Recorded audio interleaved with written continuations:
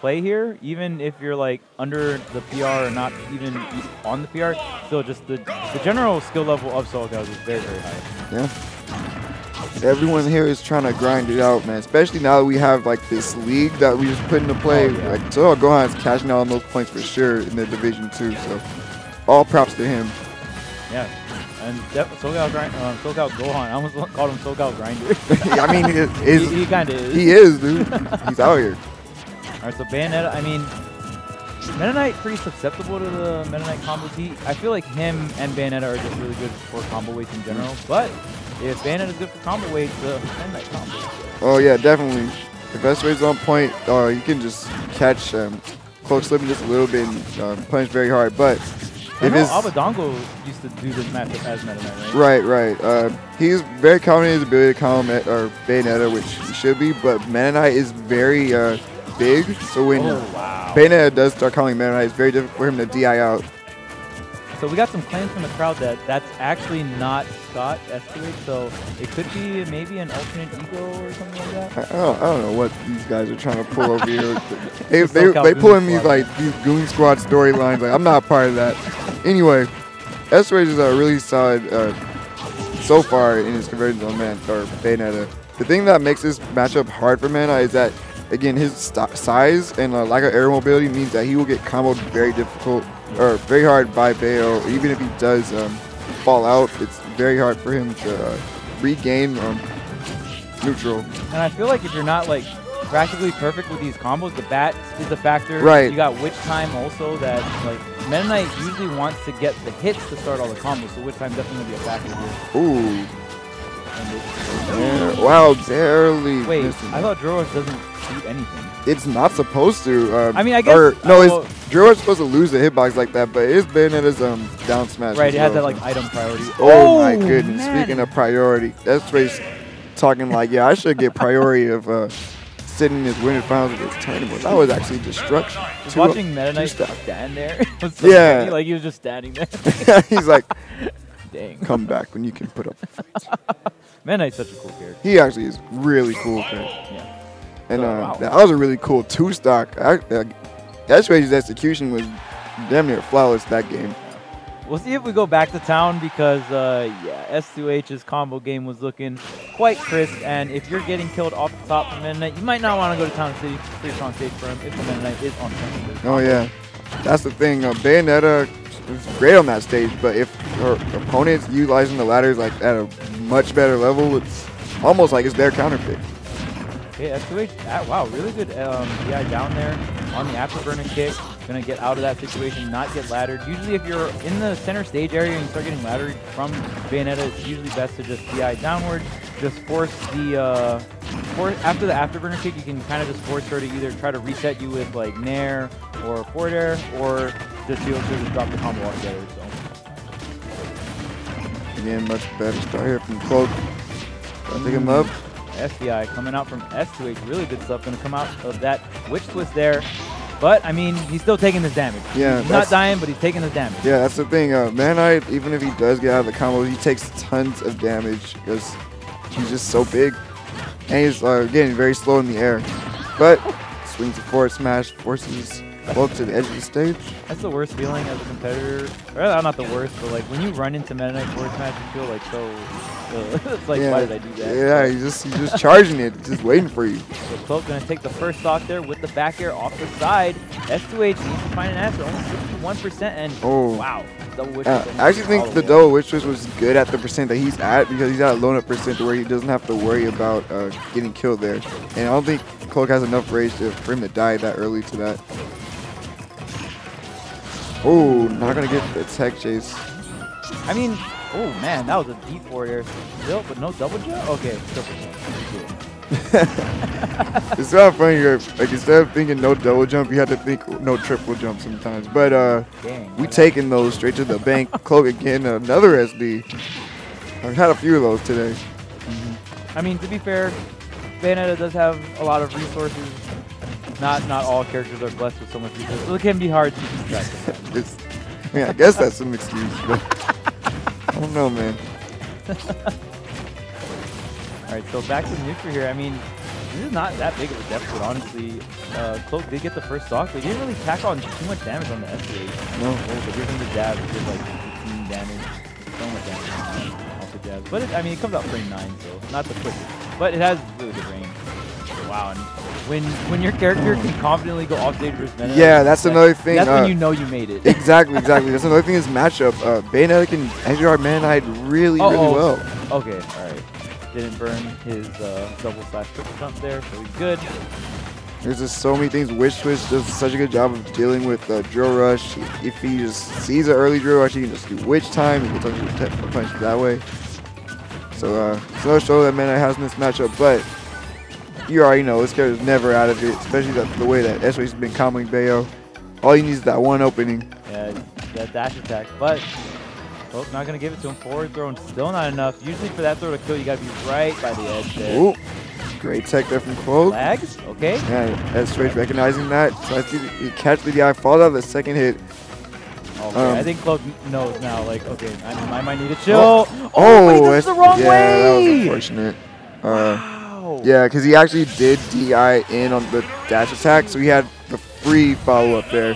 He did a turnaround up B. I don't know if it's like a misinput or him trying to like do some weird like crossover DI thing. I feel like it was an input error, but I mean he might have been going for something crazy. But dang, yeah, he even got the DI in. Like that looked like the freest shuttle loop. Yeah, right, maybe even not even just shuttle loop, like up air shuttle loop into that. So it's unfortunate, but this is the game you play where execution is very important. Very interesting.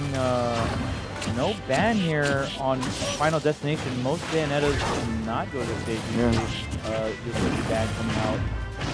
And just for you guys, folks at home, the Bayonetta having the platforms to reset on is a very, very big deal. Oh, yeah. This stage not having any of those platforms, essentially if she commits to any specials on stage and she's not able to retreat to the ledge, you're going to pretty much get that. Yeah.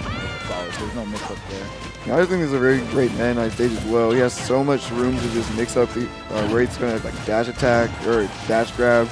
And since there's no platforms for them to retreat to, he can immediately use his really fast dash speed to just catch their landing, get dash grab, dash attack, things like that. But really even here so far. Oh, this very risky dash attack there. So close to just going right to a forward smash, and the S2H looked like he wanted to see if he can get the sneaky drill rush on, or dimensional cape on stage on a Clokke. Unfortunately, going to drop that stock to an SD. Yeah, it doesn't end up on stage, and you do go into free fall after that flash. So unfortunate SD. Oh, it's witch time. Doesn't get the dare spike, but still tons of damage. Oh wow, that was really good FBI. Falled out underneath of Witcher, but here we go again. Okay, and you see there, he DI'd, how he DI'd the afterburner kick. Clokke just had to catch out. It's still a lot of damage, but he's definitely not dying off the top. And the back air, nice catch on the ledge jump there, doing the full out back air. See if he can intercept that and successfully takes that stock. Not too about the leader, but I feel like Clokke is starting to get a bit of a read on the way that SH wants to approach. He's getting tons of grabs now he wasn't getting before. And now SH kind of in a similar position as the last game. He's got this rage and he's got to try to make this comeback here. Black. Oh, right there. He tried the whip time, so that is going to put it on the cooldown. Switch already knows what he wants here. For that opening, the dash attack. Again, we saw he was able to punish Bayonetta, but yeah, that was a very, very scary dive kick there. Looking like a little bit of pre-patch stuff. Yeah, some pre-patch stuff going on. And another single hit, but not able to connect the afterburner kicks after. And yeah, it's going to get out of it. He's still got this 141% rage. And I feel like if you can just get one ladder set up here from one overextension, this could be it. And this game 3 is going to be so pivotal for this game 5 set, or for the 3 out of 5 set. Yeah, just so you can get the stage advantage if you win this. It's so much opportunity, but wow. All right, there's two things that were that down smash could have been. That could have been him messing up a down tilt like to position like in neutral, or he literally just threw out this smash attack. Either or, S-Rage got tagged by it, and Clokke's going to go up 2-1, trying to actually secure a winner's side grand finals. But, of course, S2H is not too proud to switch. He actually has been ranked in the past with both Diddy and Metaknight, dual maining. A lot of times specifically for matchups where he just really showed in. Like I remember he was using Diddy for like the Metaknight Ditto or like versus Sheik, and having a pocket Diddy versus Metaknight or versus Bayonetta, not a bad thing to have, especially if you kind of understand where your openings are in the matchup as the e-commerce player.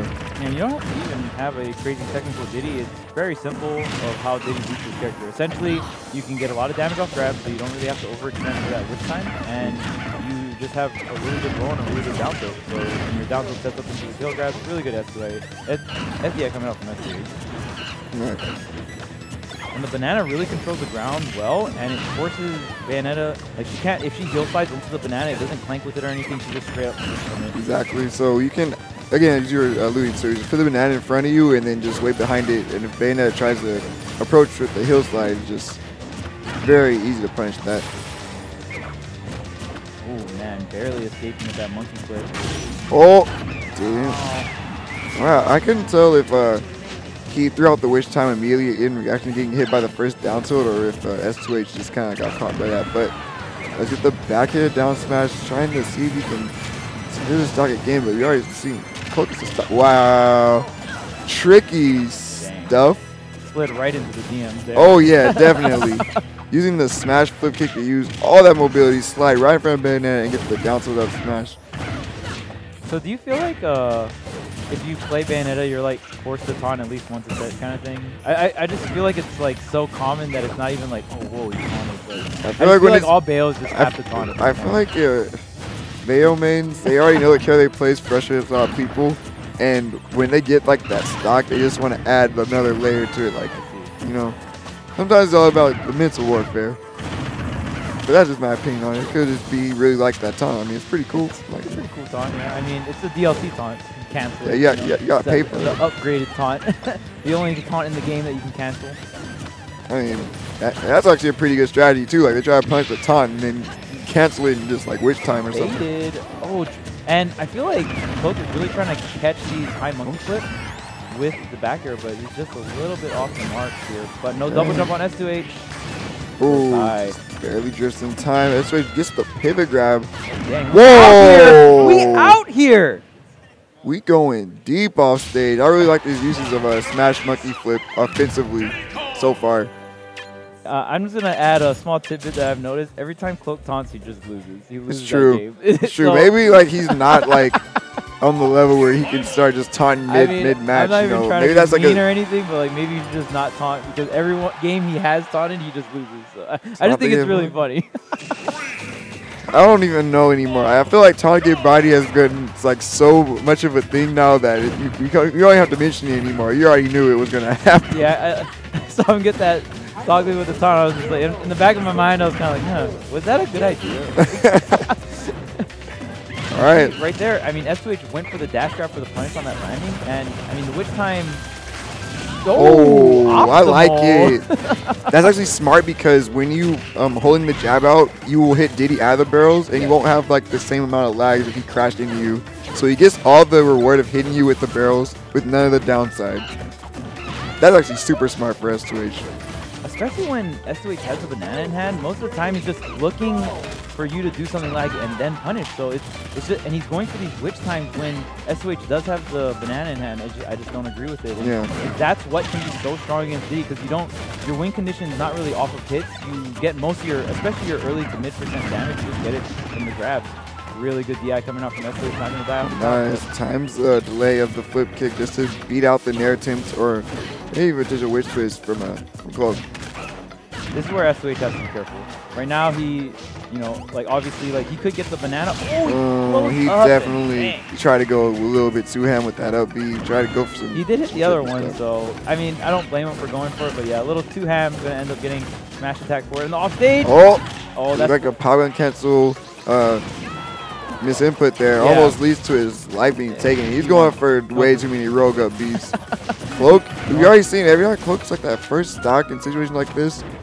He racks up tons of percent, but does punish the witch time, down split up smash. He goes for so much witch time. It's very very interesting because he was at 140 so you know a lot of the setups won't work. Maybe the down tilt setup would have still worked, but there's so much ways to just chip on damage with Bayonetta like very safely as well.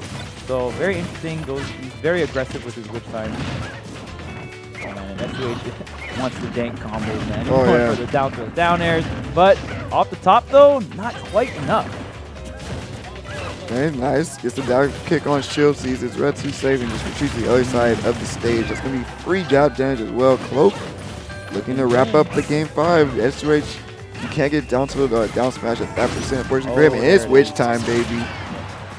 That's it. Clokke from Colombia going to the grand finals. Yeah, grand finals winner sides. And, you know, it is going to be with that last stock he got with the witch time, you know, and it is pretty fitting just how aggressive he was with his witch time. Oh, yeah. So he was able to finally land one at the end there and get the final stock of that game. Yeah, that's again when you're using character like Diddy, or any character that gets so much reward off a